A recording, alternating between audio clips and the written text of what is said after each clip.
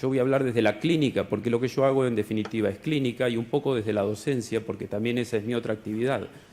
Y cuando uno hace clínica sabe que certezas en realidad no hay, y por eso quizás la conclusión de mi charla la tome del doctor Goicoechea, que es depende. Y entonces este pequeño chiste nos permite pensar, esta pequeña anécdota aquí nos permite pensar que a veces nosotros nos encontramos frente a pacientes que vienen a buscar una respuesta. Y muchas veces, por no decir no sé, o por no decir depende, o por no decir esto es muy complejo y tiene múltiples variables, entramos en un camino de certezas. Y eso para mí es una preocupación, porque entrar en un camino de certezas y decirle a un paciente que le duele de pronto porque tiene una pierna más corta, porque tiene una vértebra rotada, porque tiene el sacro así, o que tiene el occipital allá, hace que el paciente se convenza de esto.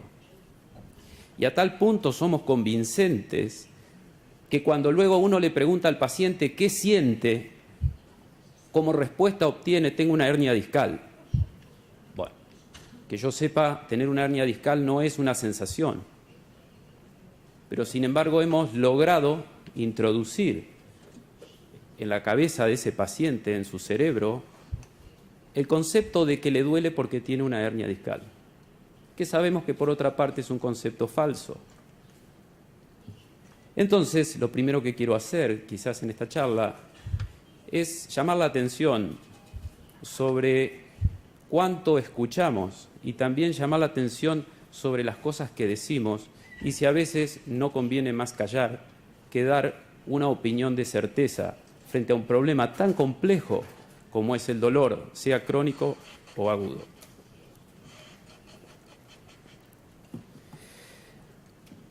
La verdad que es muy interesante escuchar cada vez más en los congresos que se ha dejado atrás esta idea de que el dolor es igual a lesión, para pasar entonces a pensar que el dolor es una modalidad sensorial compleja, en la cual, diríamos, existen los aspectos biológicos, psicológicos y sociales.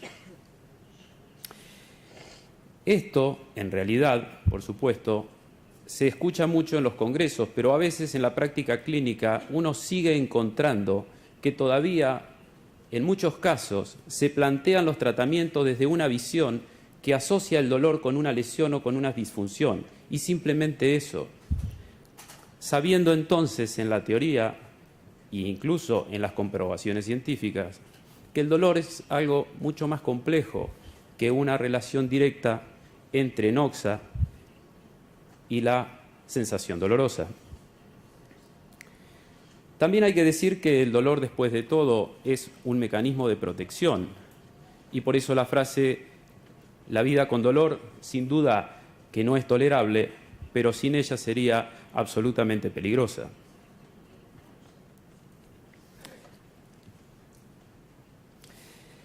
Si pensamos un poco cuál es el fundamento, la razón de ser del dolor, en principio, sin duda, que es generar una reacción. Esa es la función de ser, y esa reacción puede ser o bien la evitación o la defensa. Y por supuesto que nos conecta con un interrogante, y ese interrogante, en definitiva, es un interrogante ancestral, que es: ¿seré capaz de sobrevivir? Porque alguien con dolor, sin duda que no tiene la capacidad de moverse como quizás necesite moverse. Y quizás en nuestra vida moderna esto no está de modo en juego, porque todos creemos que vamos a poder sobrevivir ante un dolor. Pero el problema es que nuestro sistema nervioso no piensa como un hombre actual. Nuestro sistema nervioso tiene arraigado todos los años de evolución. Y en algún momento nuestra vida, con dolor, podía ser tan peligrosa que nos podía llegar a costar la vida misma. Y entonces, cuando alguien tiene una situación de dolor que lo llega a incapacitar, vive a través de este interrogante: ¿seré capaz de sobrevivir? Dentro del proceso doloroso hay una cantidad de cosas, una cantidad de variables que hay que tener en cuenta. Y por supuesto, que se han intentado múltiples definiciones acerca del dolor. La más nombrada actualmente es la que tenemos aquí, que corresponde a la IASP, y que el dolor se expresa como una experiencia sensorial y emocional desagradable, ya sea exista un daño tisular real o este sea potencial. Es una definición que no está exenta de críticas, por supuesto, pero no estoy acá yo para hacer una crítica a la definición de la IASP. Lo cierto es que esta definición aleja la vieja concepción lineal que existía entre lesión y dolor. Y por lo tanto, entonces, es superadora de esa situación.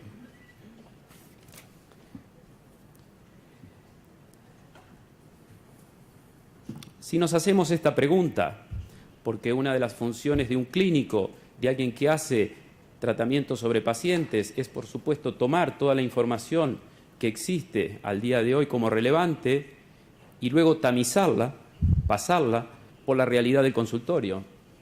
Pues entonces, si nosotros nos hiciéramos esta pregunta, este interrogante que está un poco desordenado, el cual, ¿puede la RPG modificar la experiencia dolorosa?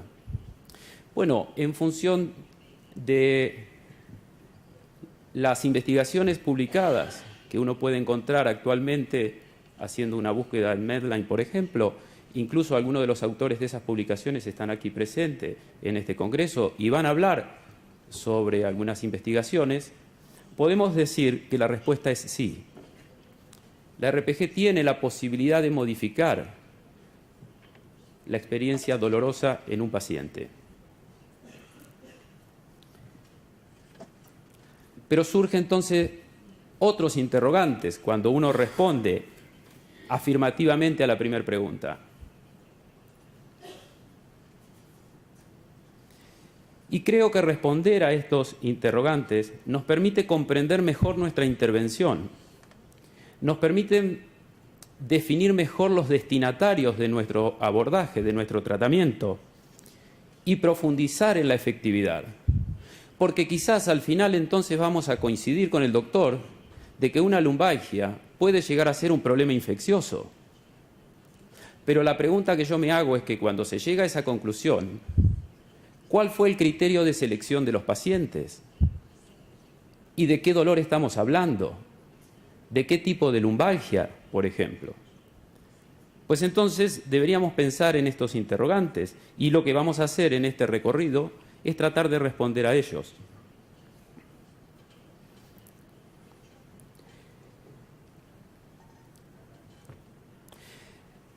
El entender mejor la propuesta terapéutica, el aislar mejor a los pacientes potenciales de tratamiento de aquellos que no tendrían un efecto con nuestro abordaje, nos va a permitir evitar frustraciones, no solo en nosotros, sino también en nuestros pacientes, que es un tema importantísimo, creo yo. Todos los días recibimos pacientes que vienen recorriendo infinidad de consultorios, infinidad de terapeutas, infinidad de terapias por los problemas que padecen. Por supuesto, pensando que cuando llegan a nosotros, llegan a la panacea, dijera Philippe, y la panacea murió. Pero entonces, si nosotros lográsemos seleccionar mejor aquellos casos donde podemos demostrar que somos efectivos, vamos a evitar entonces la frustración del paciente.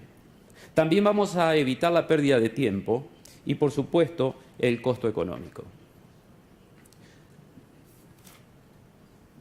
Entonces creo que le podemos dedicar unos minutos a esto. La pregunta inicial es sobre qué dolor la RPG puede ser eficaz. Y un poco mi pensamiento es que podemos ser eficaz en el dolor de origen biomecánico, o al menos eso es lo que yo encuentro. Lo que se ha publicado tiene que ver con alteraciones que generan un dolor de tipo biomecánico. Ahora, ¿qué podemos entender por un dolor biomecánico, ya sea agudo o crónico? Es un dolor que ocurre cuando aparece un conflicto funcional, y ese conflicto funcional se da entre la demanda que se le pide al sistema y la capacidad que este sistema tiene de realizar esa demanda funcional que se le está solicitando. Pues entonces, en un dolor, en un conflicto de origen biomecánico, vamos a tener una pérdida de relación entre las demandas funcionales y la capacidad que el sistema tiene de afrontarlas. Y esto es un tema que tiene que empezar a ser detectado ya desde el interrogatorio. Cuando dirigimos el interrogatorio, tenemos que estar atentos a detectar qué tipo de síntomas tiene nuestro paciente y finalmente, si esto es posible de abordarse con la reeducación postural global o es un cuadro de dolor que en sí excede a nuestra acción terapéutica.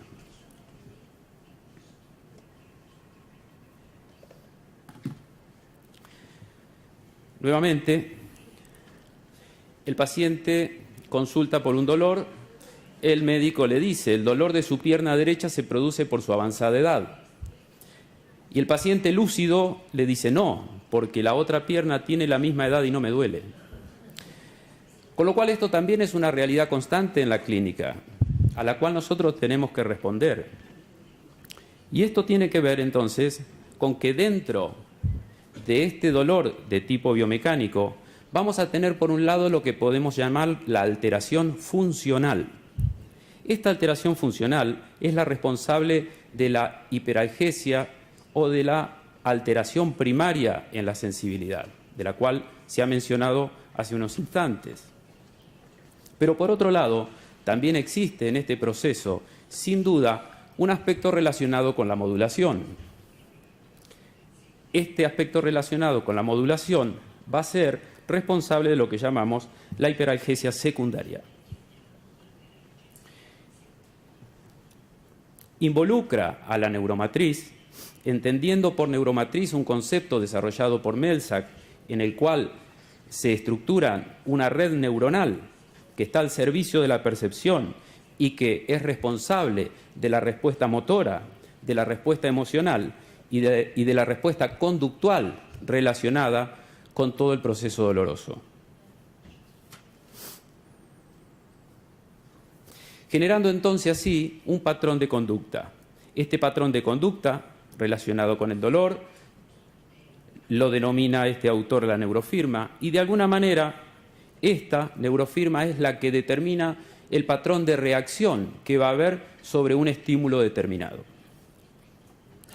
Lo interesante es que cuando esta neurofirma está organizada puede activarse por estímulos que no son en sí nociceptivos y por lo tanto entonces terminar generando una sensación y una vivencia de dolor cuando en realidad no hay causa que lo justifique.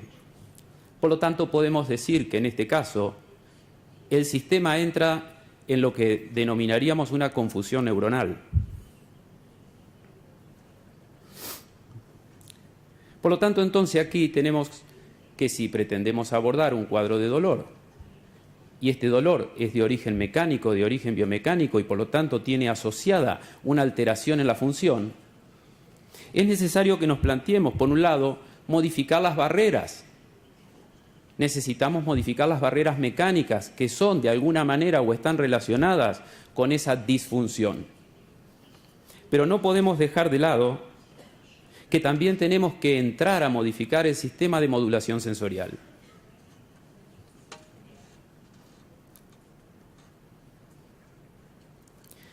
Así entonces, podemos decir que la RPG se tiene que plantear, y de hecho lo hace, el cambio en las barreras físicas. Por lo tanto, el trabajo sobre la retracción, sobre el aumento del tono y las disfunciones articulares. Y si esto se logra por medio de lo que nosotros llamamos la puesta en tensión, la flexibilización, llegar al fenómeno de creep dentro del tejido conjuntivo, como lo planteaba el profesor Sullar en la ponencia de la mañana, o bien esto se logra a través del fenómeno de mecanotransducción, como lo expresaba el colega Patiño también en la conferencia de la mañana, pues lo importante es que esto finalmente se lleve a cabo y que logremos modificar esas barreras físicas que son un papel importante o que cumplen un papel importante en este tipo de cuadros dolorosos.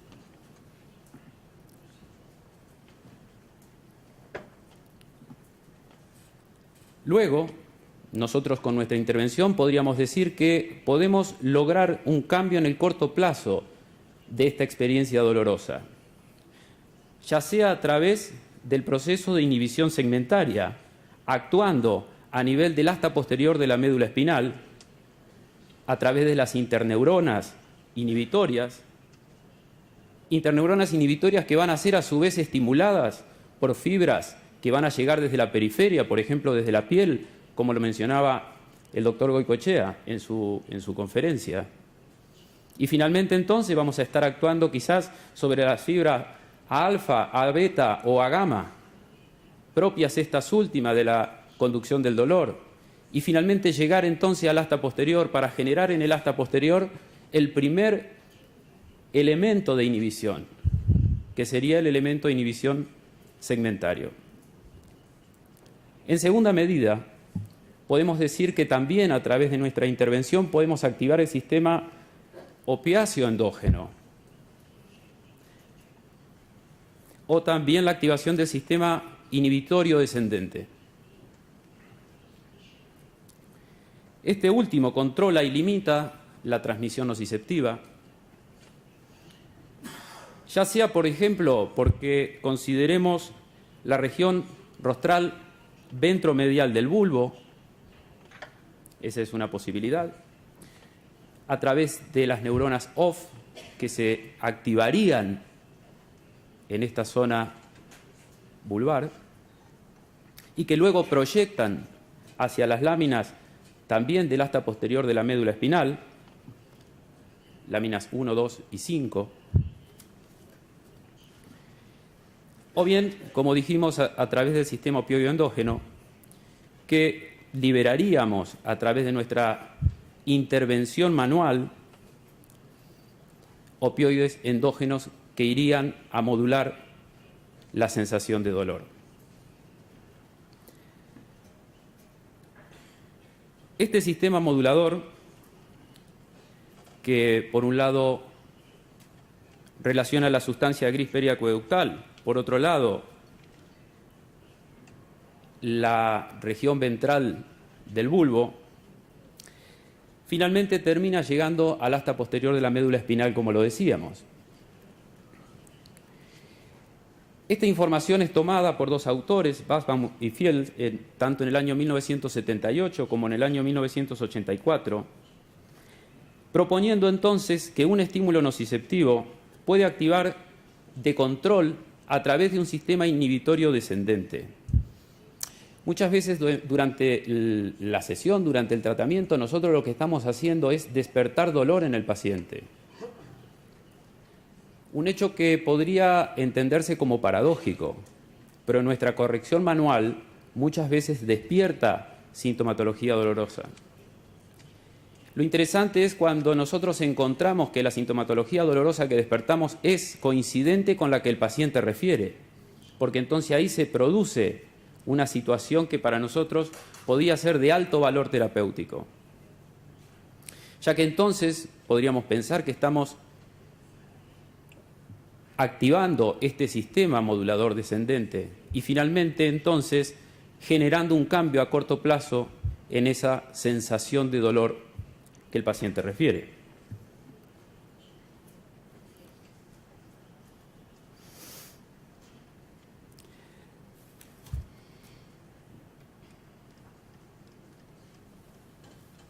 Por último, vamos a mencionar el cambio a largo plazo que deberíamos tratar de generar, y esto tiene que ver con la reprogramación del mecanismo automático de adaptación y defensa por medio del aprendizaje. Tenemos que relacionar necesariamente el concepto de modulación con el concepto de mecanismos automáticos de adaptación y defensa descrito por la reeducación postura global. Sabemos que este sistema se rige por 3 reglas básicas. En principio, salvaguardar las hegemonías. En segundo, evitar la sensación dolorosa. Y en tercer lugar, el mantener la ley del mínimo esfuerzo.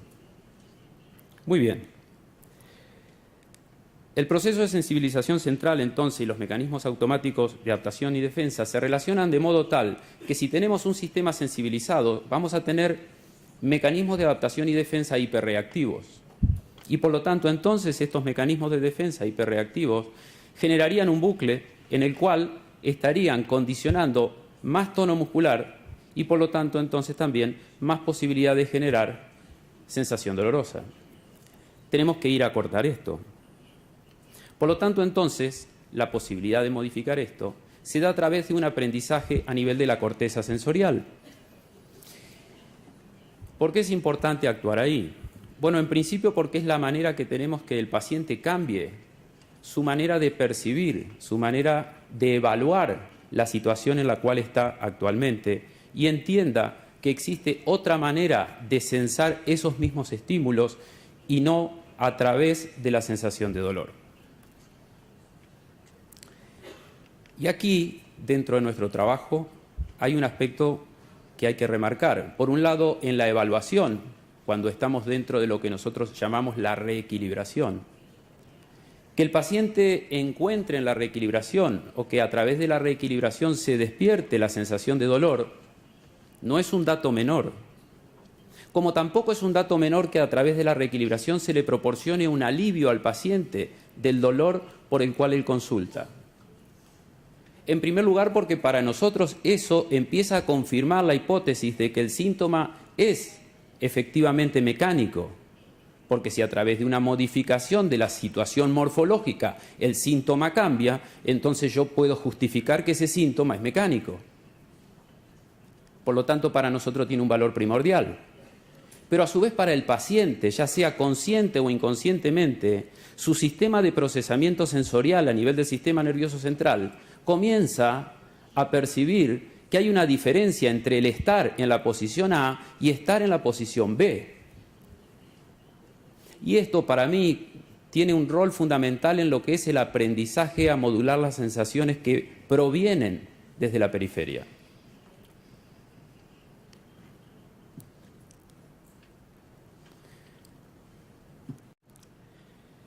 Otro aspecto importante es hablar o interiorizarnos sobre lo que podemos denominar interpretaciones y creencias acerca del dolor. Les va a parecer extraño que traiga aquí este término, que no sé muy bien cómo se pronuncia porque yo el alemán apenas lo sospecho. Pero lo cierto es que ese término que ustedes tienen ahí abajo significa bruja. Y existe una leyenda en Alemania muy antigua donde las personas creían que cuando alguien tenía un dolor lumbar había sido alcanzado por el rayo de una bruja que había disparado sobre esa persona. Bueno, esto era perfectamente creíble y así se explicaba el dolor lumbar en ese momento de la historia. Hoy tratamos de explicarlo de otras maneras, quizás dentro de unos 250, 300 años se estén riendo de nosotros hablando de la modulación sensorial. Pero la ciencia de última es así. Entonces, el paciente cuando llega a nosotros y viene con una carga importante de emocionalidad alrededor de su experiencia dolorosa, debe de alguna manera tener en nosotros una mirada clarificadora.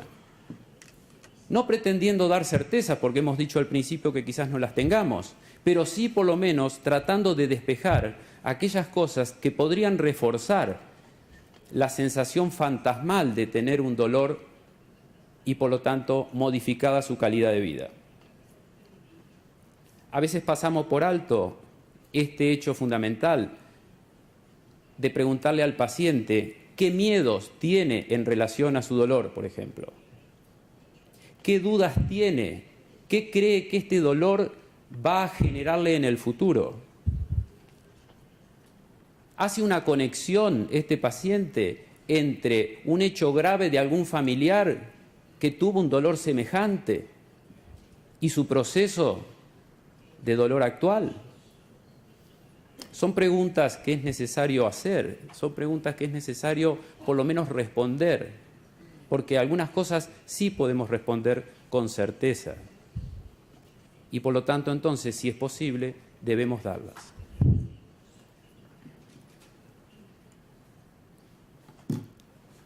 La hipótesis, entonces, ya para ir un poco finalizando, es que la RPG va a modificar la barrera funcional a través de las posturas de tratamiento, a través de las correcciones manuales, a través de la puesta en tensión, a través de la estimulación sensorial periférica.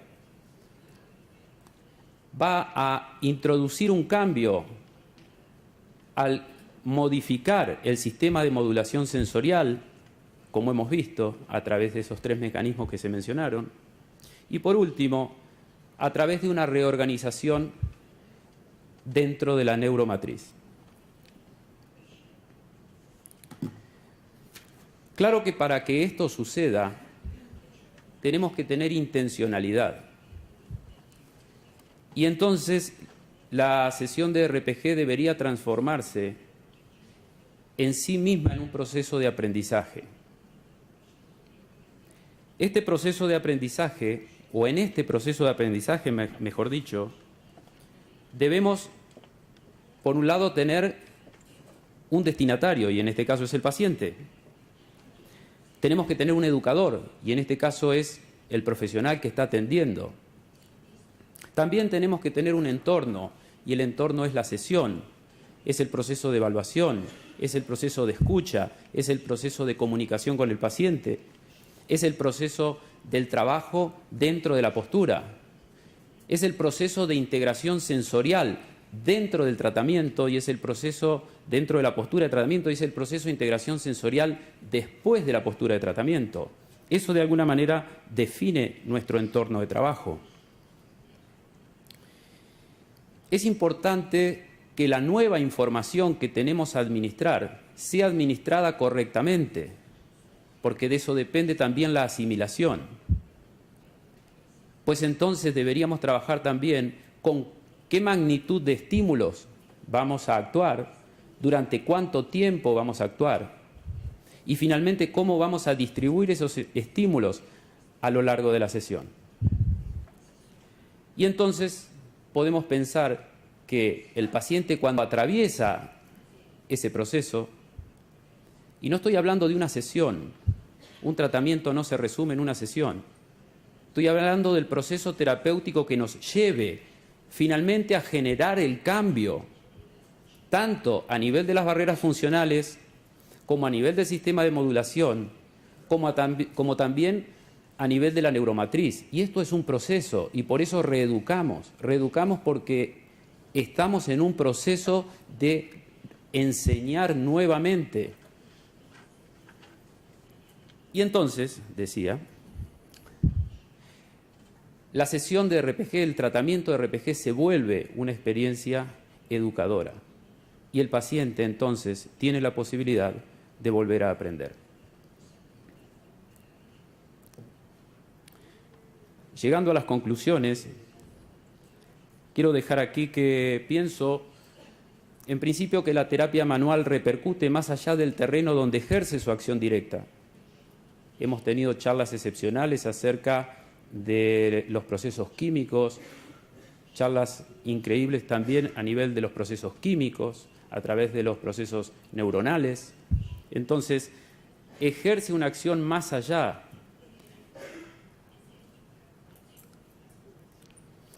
Por otro lado, que el dolor es una experiencia sensorial multidimensional y que no puede ser explicada por un solo fenómeno. Sería muy necesario generar cambios no solo en la cadena lesional, sino también en la matriz neuronal y en la manera de interpretar el fenómeno doloroso por parte del paciente. Y pienso que una efectiva terapia del dolor requiere más que el manejo de los síntomas. Requiere un estado de sensibilización normal, eliminando la reactividad dolorosa y, por lo tanto, sacando al paciente de esa situación clínica en la cual muchas veces se ve cronificado. Sin más, muchas gracias.